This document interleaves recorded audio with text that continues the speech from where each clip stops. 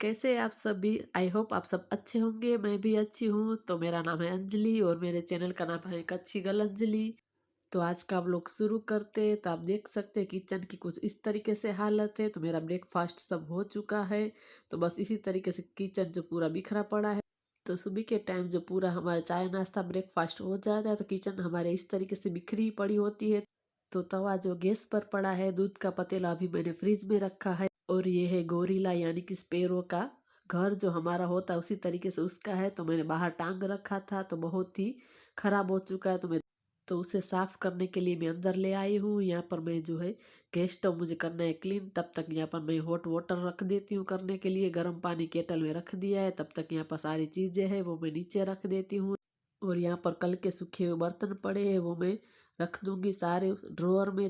क्योंकि ये बर्तन जो मैं करूँगी तो सारे गीले हो जाएंगे। तो बस मेरा गर्म पानी हो चुका है। इससे क्या दो फायदा होता है, जो हम क्लीनिंग करेंगे तो ठंड बहुत ही है तो हमें पानी ठंडा भी नहीं लगेगा। और ये चिकनाहट जो होती है तो उससे बहुत ही क्लीन हो जाती है। तो यहाँ पर हम बना रहे हैं होममेड DIY। तो यहाँ पर मैं क्लीनर बना रही हूँ। तो यहाँ पर मैंने डाल दिया है बेकिंग सोडा, विनेगर और 1 चम्मच जो है डिश वॉशर लिक्विड डाल दिया। इसको हम अच्छे से मिक्स कर देंगे तो इससे जो चिकनाहट बहुत ही जल्दी निकल जाती है। तो इससे क्लीनिंग करते हैं तो बहुत ही हमें कम रगड़ना पड़ता है। तो यहाँ पर सारे जो बर्नर है उसको मैं निकाल दूंगी। और थोड़ा सा डिश वॉशर जो हमने बनाया है, होममेड क्लीनर बनाया है, उसको मैं इसके ऊपर थोड़ा सा इस तरीके से डाल दूंगी। और ऊपर से मैंने थोड़ा सा विनेगर भी डाल दिया है। तो उससे जो ये सारे छेद है उसके अंदर जो कचरा आ जाता है तो अच्छे से गैस जो हमारा चलता नहीं है, कम चलता है। तो इसी तरीके से 15-20 दिन में इस तरीके से क्लीनिंग कर लेते हैं तो अच्छे से जो है क्लीनिंग हो जाती है, सफाई हो जाती है। तो बर्नर को मैंने अच्छे से क्लीन कर दिया है। अब बारी आती है गैस स्टव की। तो एक पूरा ना मैंने टूथ ब्रश ले लिया है। तो जो साइड में जो कॉर्नर में हम सफाई नहीं कर पाते तो ये ब्रश से आसानी से क्लीनिंग हो जाती है। तो इस तरीके से जो चीज़ें हम वेस्ट समझते हैं उसे बिल्कुल भी फेंके नहीं, वो कहीं ना कहीं काम में आ ही जाती है। तो उससे मैंने अच्छे से क्लीन कर लिया है। तो ये क्लीनर बनाया है उसी से मैं जो किचन की टाइल्स है उसको मैं क्लीन कर दूंगी। तो इसी से भी अच्छे से क्लीन हो जाती है। ऐसा ज़रूरी नहीं कि हमें महंगे महंगे क्लीनर लेने की ज़रूरत है। तो यहाँ पर मैंने जो केटल में गर्म पानी कर रखा है तो वो मैंने गैस स्टोव पर डाल दिया है। उससे जो ज़्यादा चिकनाहट होती है वो अच्छे से निकल जाती है। और यहाँ पर मैं टाइल्स पर भी इसी तरीके से गर्म पानी डाल दिया है तो क्लीन भी जल्दी हो जाता है। और हमें हाथ में पानी ठंडा भी नहीं लगता है तो दोनों काम हो जाता है। तो इस तरीके से कुछ मैनेज कर चलते हैं तो हमारी क्लीनिंग आसानी से हो जाती है। तो यहाँ पर आपको दिखा रही थी कि बर्नर में कितनी सारी गंदगी थी, वो सारी उससे अच्छे से निकल चुकी है। तो यहाँ पर हमारा पूरा अच्छे से क्लीन हो चुका है। अच्छे से जो किचन उसको मैं क्लीन कर दूंगी, पोंछ दूंगी। तो यहाँ पर एक साफ कपड़ा मैंने ले लिया है तो सूखा कपड़ा है ये, इसे मैं अच्छे से कर दूंगी क्लीन, पोंछ दूंगी। तो आप देख सकते हैं तो हमारा गैस स्टव एकदम अच्छे से क्लीन हो चुका है। एकदम अलग ही साइन आ चुका है गैस स्टोव पर। तो इसी तरीके से हम घर के जुगाड़ भी लगाकर क्लीनिंग कर सकते हो। तो इसी तरीके से हम मैनेज घर को करते हैं तो हमारा घर एकदम साफ सुथरा लगता है। अगर कोई भी हमारे घर आता है तो देखता है तो लगता है कि किचन बिल्कुल चमचमाती हुई लगती है। तो यहाँ पर जो टाइल्स भी हमने धो ली थी तो वहाँ पर भी मैंने साफ कपड़े से क्लीन कर लिया। तो यहाँ पर भी मैं साइड में नीचे भी जो सूखा कपड़ा है उससे मैं क्लीन कर देती हूँ। तो पूरा जो अच्छे से मैंने एक साइड का जो किचन है मेरा साफ हो चुका है। तो यहाँ पर गैस स्टव के नीचे भी मैं उसको क्लीन कर दूंगी। तो इसी तरीके से हम हफ्ते में एक बार थोड़ा सा टाइम निकालते हैं तो बिल्कुल भी हमारा काम ज़्यादा बढ़ता नहीं है। तो इस तरीके से हम काम करते हैं तो हमारा बिल्कुल भी किचन गंदा भी नहीं होता, एकदम चमचमाता हुआ रहता है। तो यहाँ पर मैंने ले लिया है गर्म पानी। तो ये घर है, हाउस है यानी कि स्पेरो का। तो हमारे गुजराती में इसको गोरिल्ला को चकली बोलते हैं। तो मुझे बहुत ही शौक है। इस तरीके से मैंने बाहर बहुत सारे टांग रखे हैं तो जो बहुत ही गंदा हो रखा था तो मैं उसको कर दूंगी क्लीन। तो बस अंदर भी मैं अच्छे से क्लीन कर दूंगी क्योंकि बदबू आती है तो फिर स्पेरो अंदर बैठती नहीं है। तो अभी बहुत ही ज़्यादा ठंड है तो मैंने सोचा घर को उतार कर धो ही देती हूँ, फिर से मैं बाहर टांग दूंगी। तो बस यहाँ पर जो बर्तन पड़े उसको भी मुझे वॉश करना है। तो ये गैस स्टव के जो स्टैंड है उसको भी मैं गर्म पानी से धो दूंगी तो अच्छे से जो क्लीन हो जाएंगे। तो इसी तरीके से हम जो किचन में काम करते रहते हैं तो हमारे किचन में अच्छे से मैनेज करते रहे तो हम पर ज़्यादा बर्डन नहीं होता है। तो इसी तरीके से काम करते हैं तो हमारा किचन एकदम साफ सुथरा लगता है। तो बस यहाँ पर मैंने धो लिया है तो इसको मैं पोंछ दूंगी। तो यहाँ पर थोड़ा सा पानी गिरा है तो उसको भी मैं क्लीन कर लूँगी। तो बस यहाँ पर मुझे अब करने हैं बर्तन।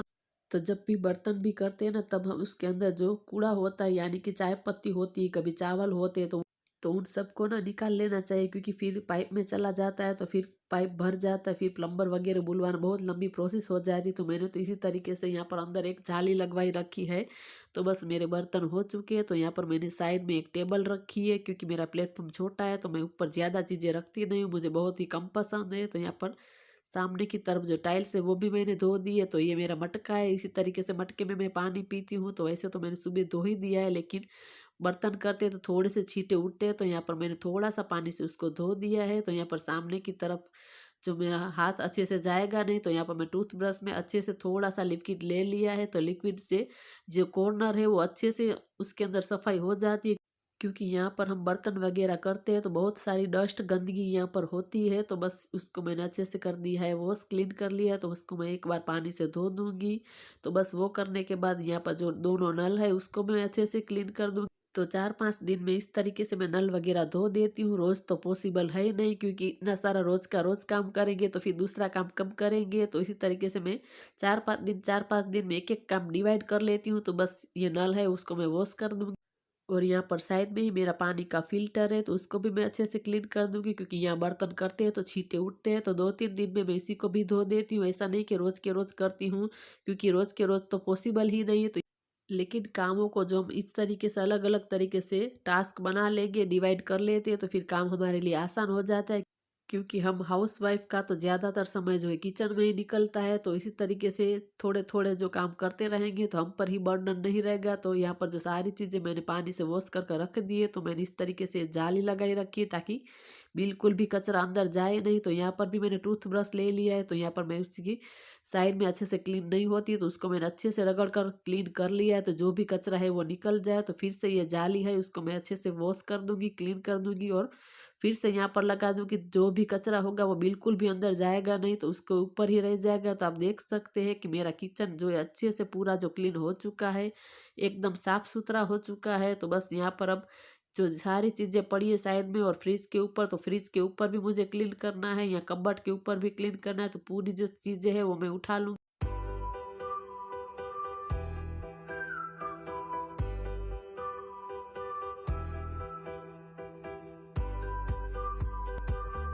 तो यहाँ पर जो सारी चीज़ें पड़ी थी उसको मैंने नीचे हटा दी, उसको मैंने क्लीन कर दिया है, कपड़े से पोंछ लिया है। फिर से ये कपड़ा है उसको मैंने रख दिया है, और सारी चीज़ें मैं उसको अच्छे से पोंछ कर ऊपर रख रही हूँ। जितनी बार हम सफाई करते हैं लेकिन धूल उड़ती है, तो यहाँ पर मैंने एक रखी है ट्रे, जो कोई गेस्ट वगैरह आ जाए तो इस तरीके से बाहर रखे तो अच्छा होता है। तो यहाँ पर पूरी जो इस साइड मेरी क्लीनिंग हो चुकी है, तो अब आ चुकी है बारी फ्रिज की। तो फ्रिज के ऊपर भी हम सबकी आदत होती है कि कुछ ना कुछ चीज़ें जो हाथ में आती है तो जहाँ जगह मिलती है वहाँ पर रख देते हैं। तो बस फ्रिज के ऊपर भी मैंने अच्छे से साफ कर लिया है।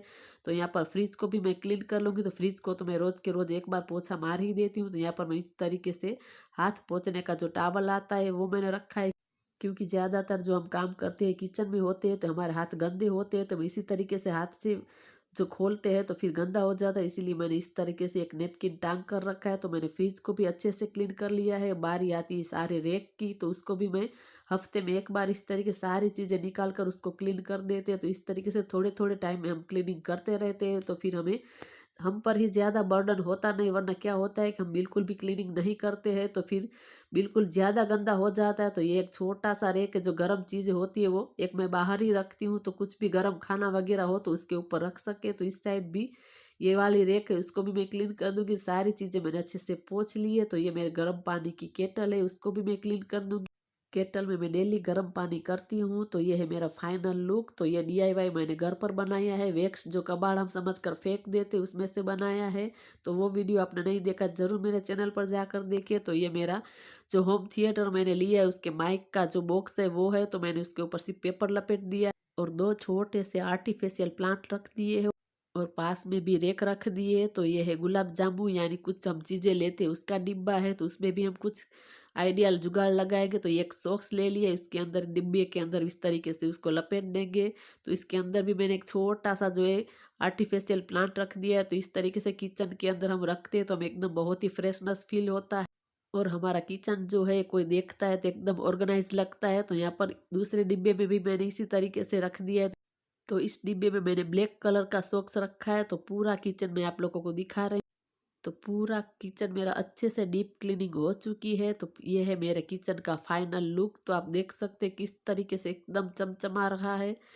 तो इतना काम करते-करते हो चुके हैं 12:30, तो मेरा बेटा स्कूल से आ चुका है, उसके एग्ज़ाम चालू है, तो यहाँ पर मैं चावल है वो वॉश करूँगी, उसको मैंने साइड में रख दिया है। यहाँ पर मैं आटा भी लगा रही हूँ, तो बस उसको लगी है भूख, तो जल्दी-जल्दी हाथ चला रही हूँ।